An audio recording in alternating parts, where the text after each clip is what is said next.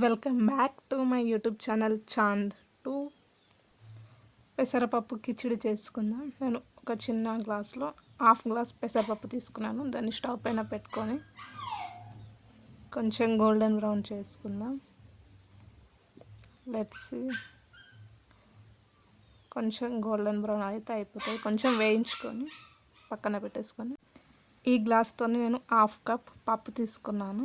అలాగే 1.5 కప్ బియ్యం తీసుకున్నాను. అంటే మనకు 2 గ్లాసుల బియ్యం పప్పు అన్నట్టు. దీన్ని మనం కడిగి పక్కన పెట్టేసుకుందాం. మనం పక్కన పెట్టుకుంటే కాసేపు నానుతుంది ఇది.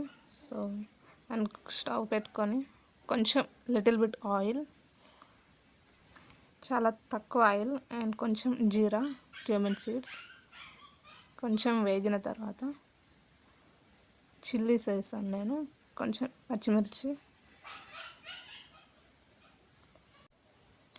ఓకే, ఇలా ఫ్రై చేసుకుందాం. ఇప్పుడు కొంచెం కరివేపాకు వేసుకుందాం. ఇప్పుడు దీంట్లో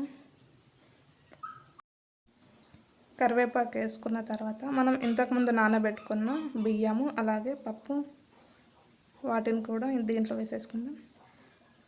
నాకు 2 గ్లాసెస్ వచ్చింది ఇది కొలుచుకుంటే బియ్యం పప్పు. సో 2 గ్లాసెస్కి 4 గ్లాసెస్ వాటర్ వేస్తాను. వేసిన తర్వాత కొంచెం సాల్ట్ వేసుకుందాం.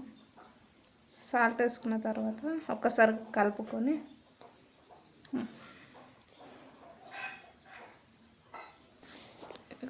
ఇలా కలుపుకున్న తర్వాత మనం మూత పెట్టేసుకుందాం.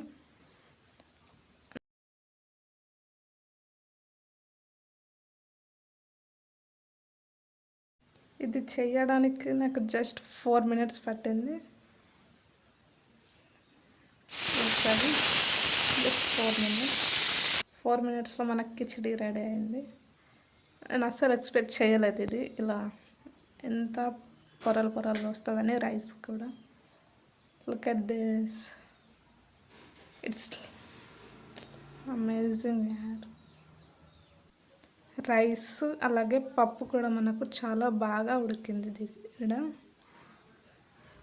మనం దీంట్లో ఆవాలు వేయలేదు తాలింపులో, అలాగే కొరియాండర్ కూడా వేయలేదు, కొత్తిమీర కూడా లేకుండా. It's look very nice. Actually నేను కొంచెం బయటికి వెళ్ళలేదు, అందుకనే. సో అప్పటికప్పుడు నా చేతికి ఏది దొరుకుతుంది అంటే మా ఇంట్లో ఏది ఉంటే ఆ వస్తువులు వేసాను దీంట్లో. But the taste is very good. And కొంచెం లాస్ట్లో మనం కరివేపాకు వేసుకుందాం ఎప్పటిలాగానే. అండ్ 70% తాలింపులో వేసాను అండ్ 30% ఎండింగ్లో వేస్తున్నాను. And look at the texture యార్, ఇట్స్ ఫీల్స్ సో గుడ్. ఎంత చక్కగా మనకు జీరా పప్పు అన్నీ కనిపిస్తున్నాయి. And that's it for this video.